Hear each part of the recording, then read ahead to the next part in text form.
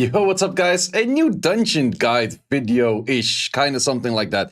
It's been a while that I made one of those, because most of the things are kind of figured out, and people are already asking, is this going to be a new video? Yes, I did get a new fastest run in this one over here right now. This is also the thumbnail and title of the video. I can finally use my Maximilian, aka my LD, in PvE, because before my Maximilian was kind of stuck in Siege, and I couldn't really use it here, or I had to swap runes back and forth all the time. Now, Siege is separated from your normal, and therefore I can use a Maximilian, for example, in this dungeon.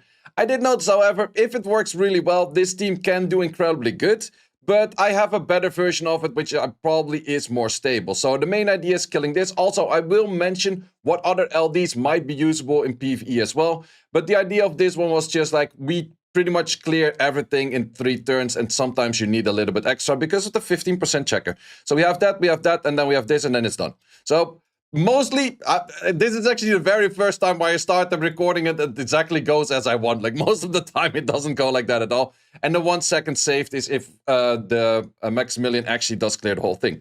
There's actually one big part to Steel Fortress in the first place, which I do actually want to show, which is pretty interesting. You only need 24 accuracy, whereas I always thought you needed 35 accuracy. So first gonna show that. Over here right now on the SWGT, Seiishizo also now added in dungeon analysis over here, and then you can check some of those. Doesn't really matter what kind of date range you pick, but you can now finally see, for example, if we go into Steel Fortress Abyss Heart, we click on run, we also can see all of the stats of all of the units again. Before Swarfarm was doing this, at some point Countess made all of those packages hidden that we can't no longer see it. And ever since then, Steel Fortress and Abyss, or Steel Fortress Abyss and Punisher Script Abyss were added to the game. But now we can finally actually see all of the stats again. So we need to do 190k damage to clear the boss. I also did ask if we can see the stats for R5, and unfortunately not yet, but hopefully somewhere in the future soon, because we don't know exactly how much accuracy you need for that. But I always thought that it was 50 because I think that the B10 was always a 50 resistance before, so therefore you needed the 35. No, it's also a 40. Okay, interesting. I was pretty sure that you always needed 35 for that, but apparently the only thing you need is going to be a 24, which is also kind of interesting that these are 39s and these are 40, so minus the 15, of course. And you can, of course, also see all of the speeds that you need to run to outspeed all of those things, which is actually less than expected. I always expected the 169 combat speed to be needed for that, but let's see if we run this. Yeah, this is the 169 combat speed that you have to run, but Steel Fortress apparently is slower than expected. Did not even know that. Definitely interesting. Now I'm also curious about Punisher Script. Is Punisher Script still the 169? Yeah, it's the 170 even. And then 175 for this one. Yeah, I did know those numbers already. But Steel Fortress apparently a little bit of a slower dungeon altogether. Well, let's get back into the team and then also talk about what can I do to improve it. So in this case, I did go for double will plus a blade in this, double will blade in this, or, well, not blade, but the fight. And I had you as a safety net that if things go wrong, but things go wrong pretty often. So if you don't go full rotation of wave 1, you use skill 3. In the second wave, doesn't matter. In the third wave, skill 3 again. And then in the fourth wave, which is the boss, you have to start off with skill 2.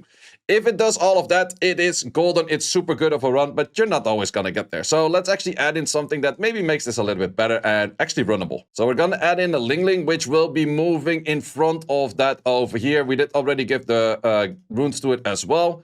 So let's see if this runs a little bit better. And then if this runs, I'm probably going to be running this for a little bit of time because that actually makes this dungeon a whole bit easier to run in the first place because of the Maximilian.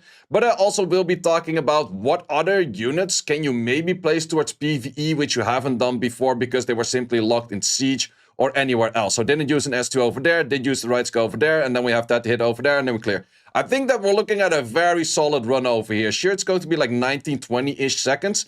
19 and a half. Okay, let's see if this runs more often like this. In the end, we have to keep in mind the Maximilian skill 3 rate on the first and third wave is about a 70-ish%, or it should be about a 70-ish%. He can miss on one of the things. Maybe if I were to put a fatal set to him, yeah, that actually might be the play. If I put a fatal set to him, maybe he can actually kill things even if he doesn't fully land anything. So that's definitely a thing. Also, I would have to upgrade you to a little bit more damage where the Debra might be able to clear something by herself as well. Okay, did do the right skill, did not land it properly, but okay, let's see over here, and then we clear. Man, the Brandia plus the Deborah combination is definitely a lot of damage. And I'm kind of liking this team. Also with the double wheel setups makes it where it does get a lot safer if things tend to go wrong. So that definitely does help out a little bit as well. If you were to have a Zerath, I think you can play Zerath in this slot over here and you're probably good to go. The only good thing about Maximilian is no matter what skill he does, he will bring some debuffs. And some debuffs does mean that you have more debuffs for you, which therefore makes more damage. But in this case, we did not get the proper strip on this, which does make it where the Lauren is just kind of ass as well. So yeah, in that case, it does take a little bit longer for itself. Fun thing about Maximilian in this dungeon is Maximilian, especially on a crit rate, crit damage build as he is right now, he destroys left and right crystal. Like straight up, he just murders those things. Which is absolutely insane, but I think this will be running faster than the average run I was doing before. It's still a shitty dungeon because we don't have proper defense or the buff block landing things and stuff in the first place.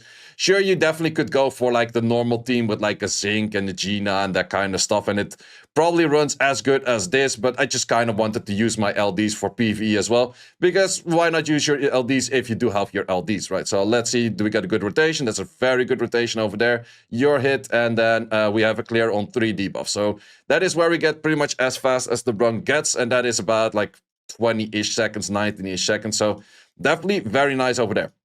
But then talking about other LDs, because a lot of people are, of course, not going to have that Maximilian. The ones that do have Maximilian, of course, use this team. It's kind of fun. But then talking about what other LDs could you use more easily right now? Well, Uldong, not really sure if that was in your siege in the first place, but Uldong is definitely one of those units that could be used towards that. I could see a world where you start using Talisman to clear waves, because either the S3 or the S2 will definitely clear waves. Especially the S3, S2 maybe not really, but I could see people using Talisman for waves because his animation is definitely not super long. Plus, it can definitely clear waves. And that's the main thing that you're looking for. Like maybe something that can clear some waves. But I've been scrolling back and forth on this for a little bit.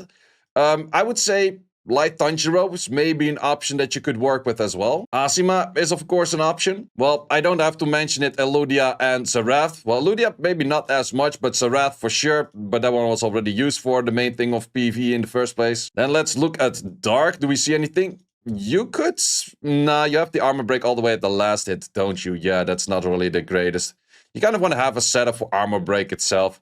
I'm not sure if a Neftis could clear waves. That could maybe also be a thing. On Yogi, would he be able to clear waves on an S2? I think he definitely would. So he could be used for that as well. And then on the other waves, he does have a skill 1 which has a chance for armor breaking. So I could see Onyuki being used for PvE as well, where you just start off with an S2, you clear something, then you go for an S1 and you start doing a bunch of team-ups after, which give you more chance for the S1 damage as well.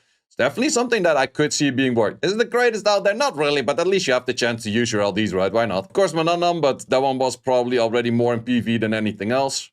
Same for Jara, but then again, there's some siege defense with Jara as well, which does enable you to get Jara into that once again. I could see Grogan clearing on the skill 3, but not as much on the skill 2, so that's maybe an option, and I think that's kind of about it. Of course, the Cadiz is in there as well, that will help you for PvE, but that is kind of the things that you might be thinking of, like sure, you already maybe have a faster team with just your normal units that you're using, but in this case, you could actually be looking at your siege units like, hey, maybe I actually have some kind of a fun team just to switch things up a little bit, maybe to theory craft things a little bit, and you just try a little bit things differently for the sake of like, why not? And yeah, is it really the greatest thing out there?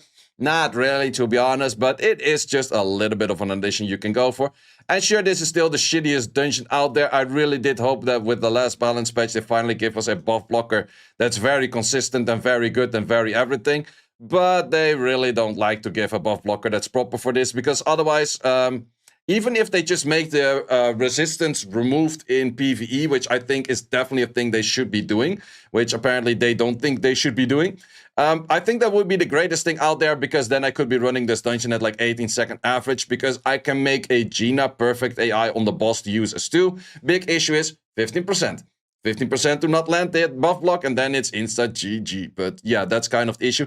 That is a combination of using a Claire together with a Gina, and then Gina will always use the S2 if there is something to remove. And she will always have only the S2 available, because the S3 was used in the previous wave because of perfect AI state by the combination of the Claire. So that is kind of the style where I would really like to go for a team. But that team only does work really well the moment that you do actually have a potential for, well, would it actually maybe, I think with a Ling Ling next to it. So let's say you go for a Claire, you go for a Gina, you go for a Ling Ling, you go for a Lauren, you go for Brandia. You might get enough damage where you would always do it, but then again, you could still have the issue of like, oh, your Lauren didn't strip if something hit too late or anything else like that. There's definitely still a lot of options where I could say is like, yeah, that could still go wrong. And that's just the issue about this dungeon. Why do we need RNG in PvE? No RNG in PvE in 2015. No RNG in... No RNG in PvE in 2025. Oh, something like that. But yeah, they're probably never gonna do that. They really do love their RNG on this dungeon for some reason. Like, it's the same thing over here in this case. Did not properly strip everything, doesn't die, and then your run is still longer. It's always going to happen with this dungeon, that something makes your run just simply longer. But yeah, that is that for that over there. We did also get a bunch of quality of life updates here, but in all honesty, did not really have anything catching my eye that I would say is really nice, except for the fact it's like, I can write a name in there. Duh. Man, that took ages for like that took 10 years to add to be able to write a name in here. Wait, I want to see this. Irene. Can we search Irene? No results found. Irene. We go for this. Yeah, okay. So yeah, that's also one of those things a lot of the third-party tools were doing. That Irene, because you have like the weird ass dash on the name over here, it becomes harder to find as well. Plus, one really big issue, I want to be searching for Rick. Rick, give me Rick. Patrick. My name is not Patrick. You know exactly what meme I mean, but now you're the freaking exorcist, whatever thingy name this thing is. Holy, I'm not gonna be writing this name. I could have called him the fighter, but holy hell, I'm still not sure what they wanted me to do with these names during casting. That is 100% sure. They just finished the run of 30, and I would say not too bad for an average. Like, fastest run 18. We see a lot of 20s in here. We see some 34s in here. 150, that's definitely a bad run in there. But for Steel Fortress altogether, I wouldn't say 26 is a bad run. Also, I don't think there would be too many fails on this, because we do have a fair amount of armor breaks. We have the double will sets on a lot of things. Plus, we have a good chance for just... What the hell was even that, Lauren? How the hell do you not armor break on a 3-hit? Well, either how. It was not even a resist, it was just no activation. But yeah, the side crystals in this one do tend to die from time to time as well. So there's a lot of options where it does make it a little bit safer. I have glancing, I have attack break, I have a lot of those kind of debuffs, which lowers the stats on the boss as well. And yeah, I think for that reason, it does help out a decent amount, but also the Debra passive kicks in for the other debuffs, not just the armor break. So in that sense, I do think that this is a pretty safe run, which probably won't fail much or wouldn't fail at all. And it's decently fast, so that was kind of what I was looking for. And also to farm something that's slightly slower than my Giants team, because my Giants team is just simply too fast where, yeah, it just costs me too much crystals. But this one, if it's 26-second average, it's not too bad neither. Right now, we also do have this one again. I think in most cases, these are kind of a waste-ish, in my opinion. Devilmon for a lot of people will be useful. I mostly tend to get these.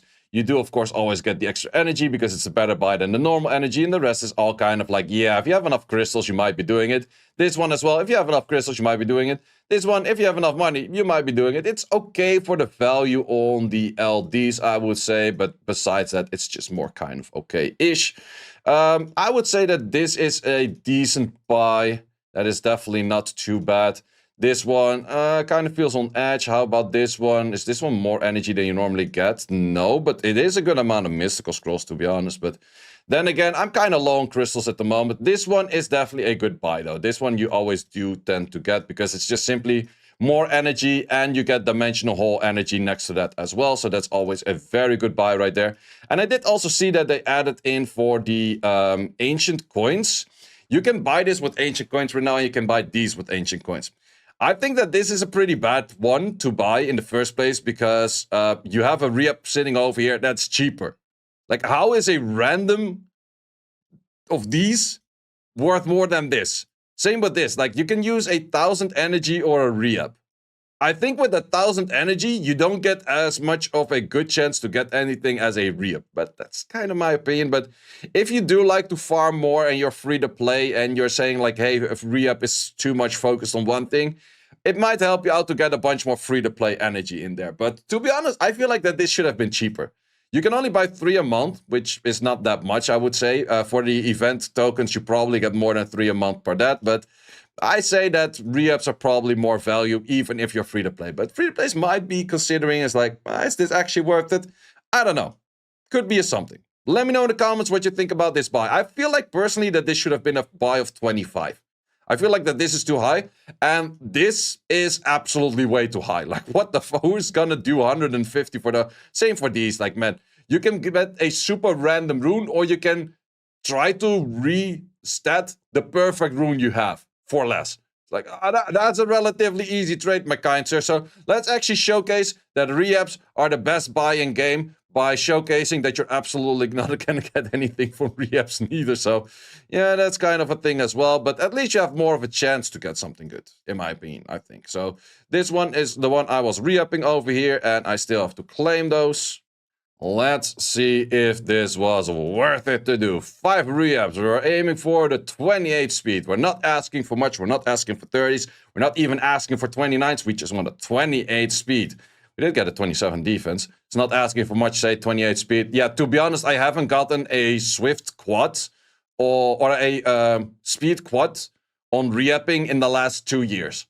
I bought about every re-up pack except for the like the only re-up packs. I bought every pack that had re-ups in there, and the last 2 years I didn't get a speed quad on those.